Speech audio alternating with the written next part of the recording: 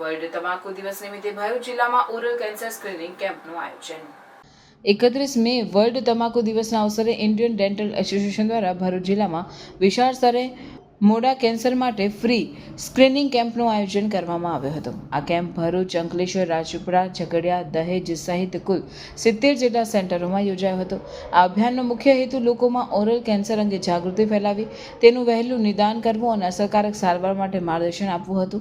તમાકુ સેવનના કારણે થતો ઓરલ કેન્સર એક ગંભીર સમસ્યા છે, જેને નિયંત્રિત કરવા માટે આ પ્રકારનો કેમ્પ મહત્વપૂર્ણ ભૂમિકા ભજવે છે।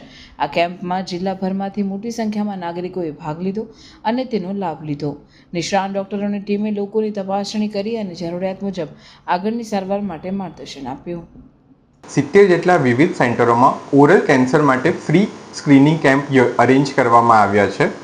આ કેમ્પનો મુખ્ય ઉદ્દેશ ઓરલ કેન્સર વિશે સમાજમાં જાગૃતતા ફેલાવવાનો છે। આ ઉપરાંત જે વ્યક્તિઓમાં ઓરલ કેન્સરના અર્લી સાઇન્સ છે તેમને પ્રોપર ડાયગ્નોસ કરીને યોગ્ય ટ્રીટમેન્ટ મળે તે માટેનું અરેન્જ કરવાનું છે।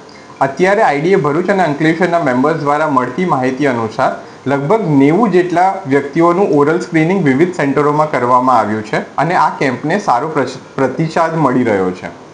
હું આઈડીએ ભરૂચ અને અંકલેશ્વરના તમામ મેમ્બર્સનો આ નોબલ કોઝનો ભાગ બનવા માટે તેઓનો તહેદિલથી ધન્યવાદ કરું છું।